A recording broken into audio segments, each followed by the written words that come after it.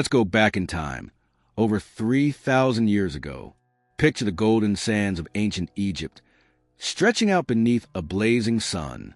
Along the Nile River, mighty pyramids rise toward the sky, built to honor the dead and prepare them for something greater, life after death. You see, for the ancient Egyptians, death wasn't the end. It was just the beginning of another journey. But to travel through the afterlife safely, you needed help. That help came in the form of something powerful, something sacred, something they called the Book of the Dead. Now, the Book of the Dead wasn't a single book like we think of today. It was more like a collection of magical spells, prayers, and instructions. Its purpose? To guide a person's soul through the dangers of the afterlife and help them reach eternal life. But this didn't appear out of nowhere. To understand how the Book of the Dead came to be, we have to go back even further, to the beginning of written spiritual texts in Egypt. The first known funerary texts were written around 2400 BCE, over 4,000 years ago. These were called the pyramid texts, and they were carved into the walls of pyramids of kings and queens. These writings were meant only for royalty. They included chants and rituals to help the king's soul ascend to the sky and join the gods. But ordinary people, they had no access to these spells. Then something changed. A few hundred years later, the elite class beyond the royal family wanted the same protections for the afterlife. So the spells began appearing inside coffins. These were known as the coffin texts. They were written on the inner walls of wooden coffins and offered guidance to the journey after death. Not just for kings, but for nobles, priests, and high officials. But the coffin texts were still out of reach for most Egyptians. They were sacred and expensive to write. Over time, though, things changed again. Around 1550 BCE, during what's called the New Kingdom period, the funerary texts evolved once more. This time, they became what we now call the Book of the Dead. For the first time, a much wider range of people could have access to these powerful spells. The term Book of the Dead actually comes from much later. The ancient Egyptians didn't call it that. They called it the Book of Coming Forth by Day. The idea was that after death, the soul could be reborn, just like the sun rises each morning. Coming forth by day was a poetic way of saying that the dead could live again, walk among the living, and enjoy the beauty of the world once more. These texts were no longer carved into walls or coffins. They were now written on papyrus scrolls, some small, others extremely long, and placed inside tombs next to the body. These scrolls were full of detailed illustrations, colorful drawings, and lines of hieroglyphs. Each scroll was made just for the person who died. It included their name, their goals, and the specific spells they needed for their journey. So why was this book so important? Imagine entering a world full of traps, monsters, and tests, where every wrong answer could cost you your soul. The Egyptians believed the afterlife, called the Do-It, was like a maze filled with gates, guardians, and strange creatures. You had to say the right words, take the correct paths, and prove that your heart was pure. One mistake, and you could be lost forever. But with the Book of the Dead in your tomb, you had a guide, a cheat sheet, a magical map to help you survive and reach the final goal, paradise. It's important to understand just how serious this was to the ancient Egyptians. Death wasn't a time for fear or silence. It was a time for preparation. Families spent months, even years, planning for the afterlife. They saved money to buy custom scrolls. They hired skilled scribes to write the texts. They even had artists draw protective gods and symbols to empower the book. The better your Book of the Dead, the better your chances in the afterlife. And these weren't just any spells. Some were hundreds of years old. Others were added as beliefs changed. Over time, the Book of the Dead became a massive collection of over 190 known spells, each one with a specific purpose. One spell might help you avoid a demon. Another could turn you into a bird so you could fly. One might give you water to drink or light to see in the darkness. We found hundreds of these scrolls buried in tombs across Egypt, from royal graves to middle-class workers. Some are short and simple. Others are long and detailed, with golden illustrations and careful handwriting. Each one tells a story. Not just a story of a religion, but of a person, a mother, a father, a child, each one hoping for a second life, helped by this sacred text. So in the end, the Book of the Dead is more than just a dusty old scroll. It's a mirror into the ancient Egyptian soul. It tells us what they feared, what they loved, and what they dreamed of after death. It started as a royal secret, grew into a national tradition, and ended up becoming one of the most famous spiritual texts in human history. And that's where our journey begins. Now that we know where the Book of the Dead came from, it's time to open it up. What exactly is inside this mysterious book? What did the ancient Egyptians feel was so important to write down for their final journey? The truth is, this book wasn't just a story or a prayer book. It was a full survival guide for the afterlife. And every page had a purpose. First, let's be clear, the Book of the Dead is not one fixed book. It's not like a Bible or a Quran with a set structure. Every version is different. Some scrolls have just a few spells. Others have dozens. Some were written in black ink only, while others were full of color and gold. Each one was custom-made. The scribes picked specific spells based on the person who had died, depending on their social class, their fears, their dreams, and even their personality. Inside these scrolls, you'll find more than just words. Many versions are filled with illustrations called vignettes. These aren't random pictures. They show scenes from the afterlife. Gods, monsters, doors, boats, and sometimes even the soul of the person, shown as a little bird with a human head. These drawings weren't just decorations. They were powerful magical tools. The Egyptians believed that images carried power. So if the picture showed you passing safely through a gate, that picture could help make it happen in the next world. But what do the spells themselves say? There are over 190 known spells from the Book of the Dead. Each one has a specific function. Some protect, some transform, some explain, some speak directly to gods. Others are more like passwords or commands. Together, they form a complete guide to the strange world of the dead. Let's look at the categories. 1. Spells of protection. These are some of the most common spells. The afterlife was not safe. The soul would meet snakes with razor teeth, lakes of fire, dark tunnels, and evil spirits. These spells gave the soul weapons, shields, or even made them invisible to danger. Some protected the body in the tomb. Others protected the spirit on its journey. One spell could protect the heart from being stolen. Another might keep demons away just by saying the right words. 2. Spells of transformation. Imagine if you could change shape whenever you needed to. That's what these spells offered. The dead person could turn into a falcon, a lotus flower, a heron, or even a divine being of light. One spell even allowed the soul to become a god, free to walk in the sunlight. These transformations helped the soul move through the afterlife, pass through barriers, or avoid danger. 3. Spells of knowledge and power. These were perhaps the most vital. The Egyptians believed the afterlife was full of gates, guardians, and traps. You had to know the name of each gatekeeper. You had to say the right words or show the right symbols. If you didn't know them, you couldn't pass. These spells acted like secret codes or passwords. Some even included maps of the Do-It, showing the paths, rivers, and hallways the soul must walk. 4. Spells for judgment. Eventually, every soul faced the gods in the famous Hall of Ma'at. Here, your heart will be weighed against a feather of truth. If your heart was heavy with sin, it would be eaten by a monster named Amit. If it was light and pure, you were allowed to move on. The Book of the Dead includes special spells to help in this moment. Some are meant to calm the gods. Others are for the soul to say, I have not lied. I have not killed. I have not stolen. These are called the negative confessions, and we'll explore them deeper in the next section. 5. Spells for comfort and travel.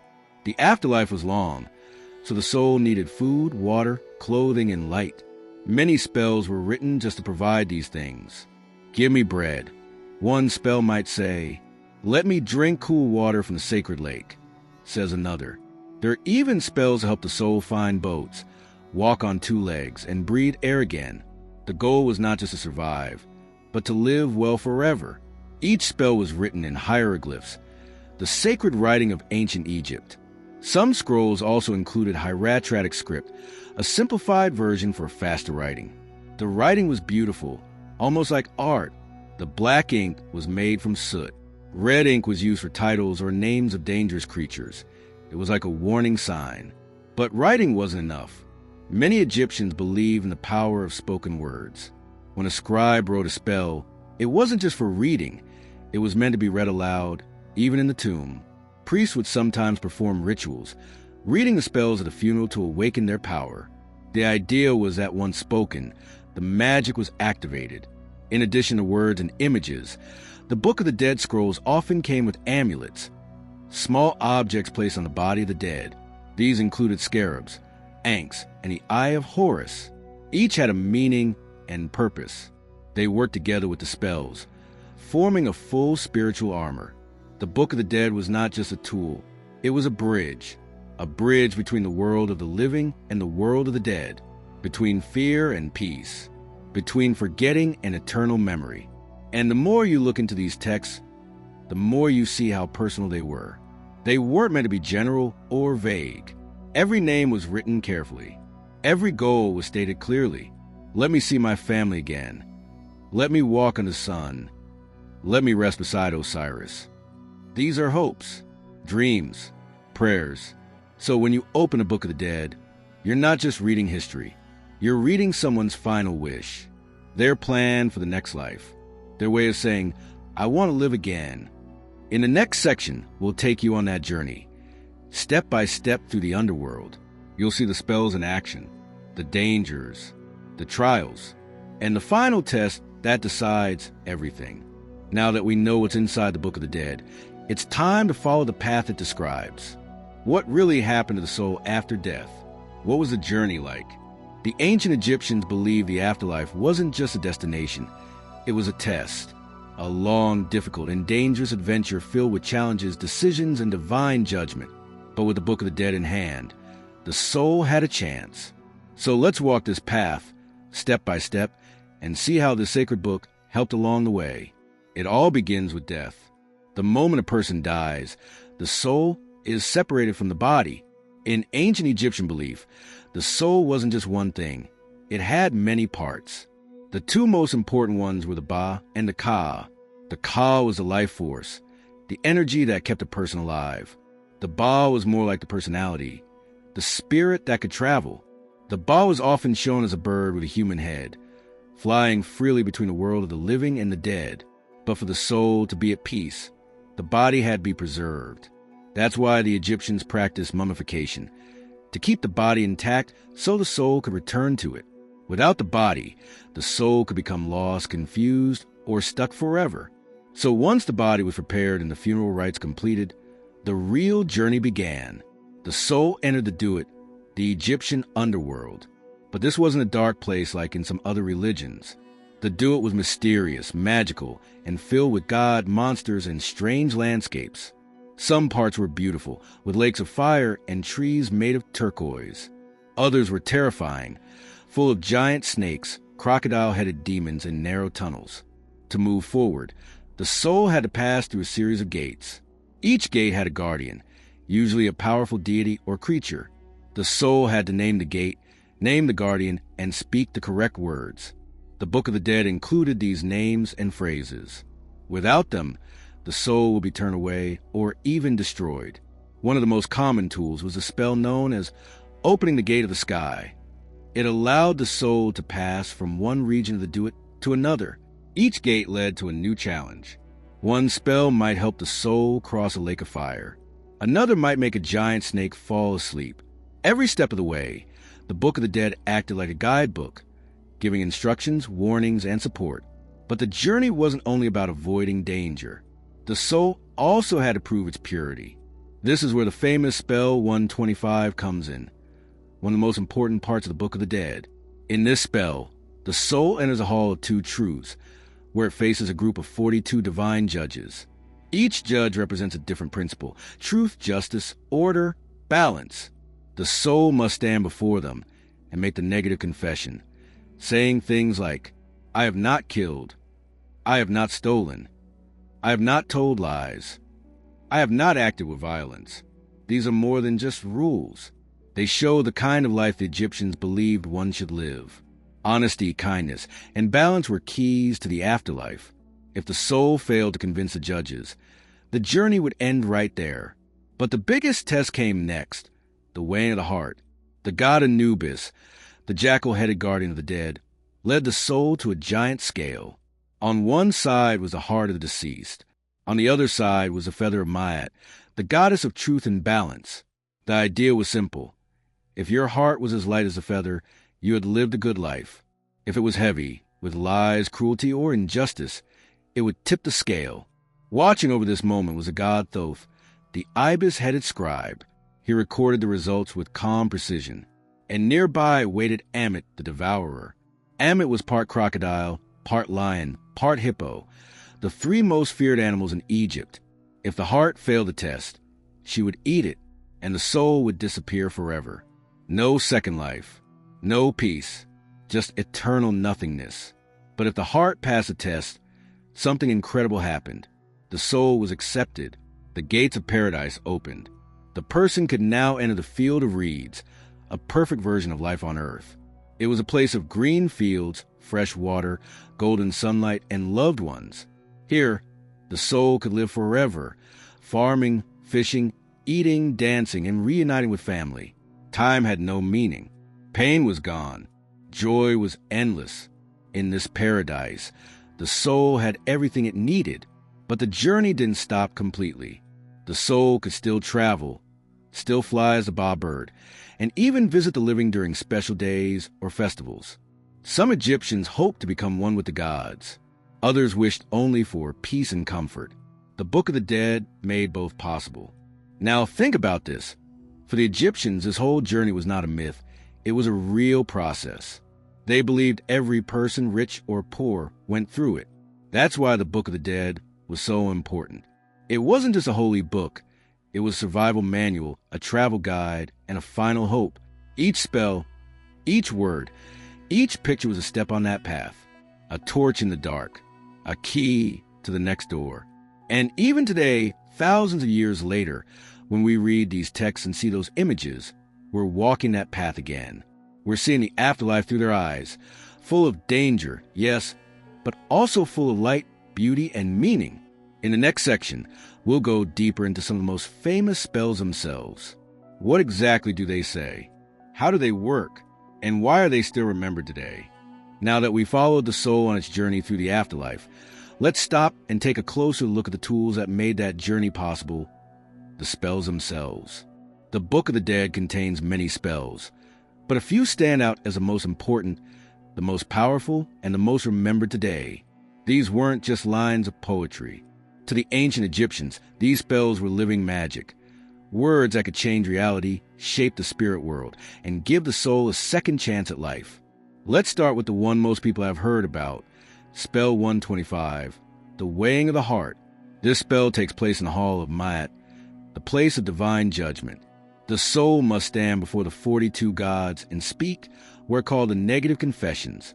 Unlike modern religions that focus on sin, this list was all about proving innocence by listing what one has not done. The soul says, I have not killed, I have not cheated, I have not cursed the gods, I have not polluted the river, I have not taken food from children. There are 42 confessions in total, each one tied to a judge. The soul must face them all. But why is this so powerful? Because it's not just about passing a test. It's a mirror. It reflects the values of Egyptian society: truth, harmony, justice. And remember, this isn't just a checklist. It's a spoken declaration, a magical performance. Saying out loud was believed to activate its power. Then comes the heart. The soul's own heart is placed on the scale and weighed against a feather of Ma'at. And here's where another spell often came into play, Spell 30b. Spell 30b is a plea to the heart itself. It says, O my heart, which I had from my mother, O my heart of my different ages, do not stand up as a witness against me. Do not oppose me in the tribunal. Do not make my name stink before the great God. This spell is fascinating because it shows how the Egyptians saw the heart, not just as an organ, but as a keeper of memory and truth. The heart knew everything you had done. So this spell begged the heart to be silent, to be kind, to stay light. It wasn't just about tricking the gods. It was about asking for mercy from oneself. Another major spell is Spell 6, which is short but powerful. It's called the Shabdi spell. Shabdis were little statues buried with the dead, and this spell brought them to life. The idea was simple. In the afterlife, there might be hard work to do. Farming, building, carrying. Spell 6 made sure the Shabdas would do the work for the dead person. The spell says, "O Shabdi, if I am called upon, or if I am detailed to do any work that has to be done in the realm of the dead, you shall say, 'Here I am, and do it instead of me.'" This shows how deeply the Egyptians planned for the next world. Not just spiritual needs, but practical ones. They prepared for labor, food, travel, and comfort. They believed that if you spoke the right spell, your needs would be met. Let's move to something more mysterious. Spell 17. Spell 17 is one of the oldest and most complex. It's like a riddle, full of hidden meanings. It starts with the words. What is it? It is the secret of the land. Then it dives into strange descriptions of the gods, creation myths, and how the universe began. Some believe the spell was a way to connect the dead person with the original forces of creation, so they wouldn't just be reborn, but become part of the divine structure of the cosmos itself. Spell 17 is special because it mixes deep philosophy with magic. It shows us that the Egyptians weren't just afraid of death. They were curious about it. They wanted to understand their place in the universe. They believed that by knowing the right truths, they could unlock eternal life. Then there's Spell 89, often called the spell for not dying again. Yes, you read that right. In Egyptian belief, even after reaching paradise, a soul could still face threats. There was always a risk of being attacked, erased, or forgotten. So this spell is a bold, magical promise. It says, "I will not suffer corruption, my body shall not perish, and I shall not decay in the underworld." It's a statement of power, a way of saying, I have made it, and I will stay here forever. It reflects the deepest hope of all, permanence. Another important one is Spell 100, which is sometimes called a spell for becoming Ra. Ra was the sun god, the most powerful deity in the Egyptian pantheon. He traveled to the sky by day and the underworld by night, defeating chaos and bringing light to the world. Spell 100 allowed the soul to join him. The spell says, "I shine like Ra. I travel in the boat of millions. I cast away the darkness. I become new." This wasn't just spiritual language. It was transformation. It gave the soul the ability to ride the sun boat, to be reborn every day with the sunrise. Imagine that, not only surviving the afterlife, but becoming part of the sun itself. Other spells offered ways to avoid very specific dangers. One spell made sure the soul didn't drown in the waters of the Duat. Another made sure their head wasn't cut off. One promised the soul could eat bread in the afterlife. Another gave the ability to breathe air again. Nothing was left to chance.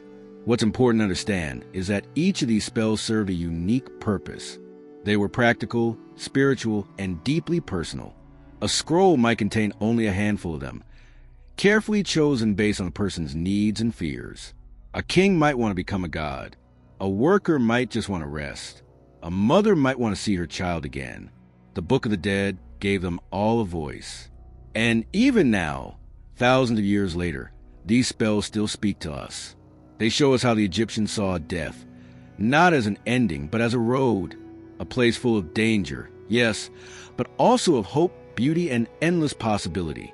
In the next section, we'll leave the world of gods and magic for a moment and take a look at real people who actually used the Book of the Dead. How were these scrolls made? And what can we learn from the ones that survived? Until now, we've talked about the Book of the Dead as something magical and powerful. But it wasn't just a dream or a legend. It was real.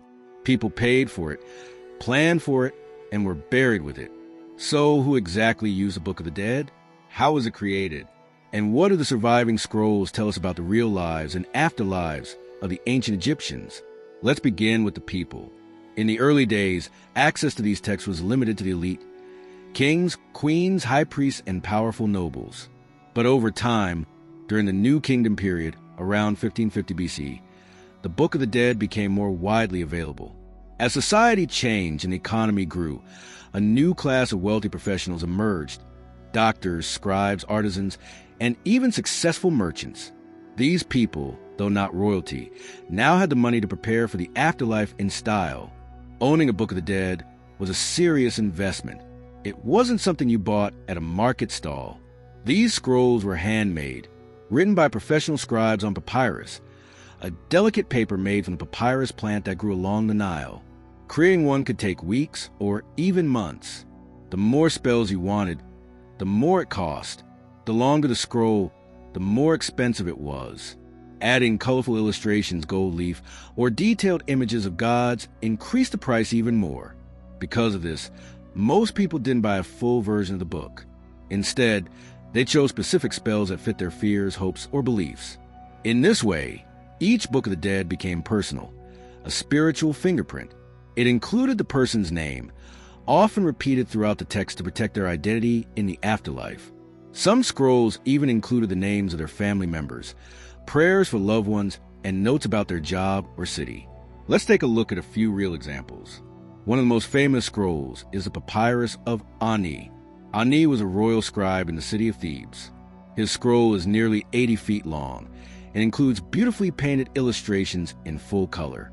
It contains 65 spells and shows scenes like the weighing of the heart, the field of reeds, and Ani worshiping the gods. His wife Tutu is also pictured in several places. This wasn't just a religious document. It was a love letter to his beliefs and to his life. Another example is the Papyrus of Hunfer, another high-ranking scribe. His scroll is smaller, but also beautifully detailed. It contains the famous scene where Anubis leads Hunfer into the Hall of Judgment, while Thoth records the weighing of his heart. These scrolls were found in tombs, carefully placed next to the mummified body, rolled up and protected inside wooden cases, or between linen wrappings. But not everyone could afford something like that. Some Egyptians paid for pre-written scrolls. These were like templates. The scribe would leave blank spaces where the buyer's name could be added later. It was faster and cheaper, but still powerful. Others shared scrolls within a family, passing them down through generations, updating the names and dates. Sometimes the scrolls were not just placed beside the body, but wrapped inside the mummy's linens. This way, the magic of the spells would stay close to the soul during its journey.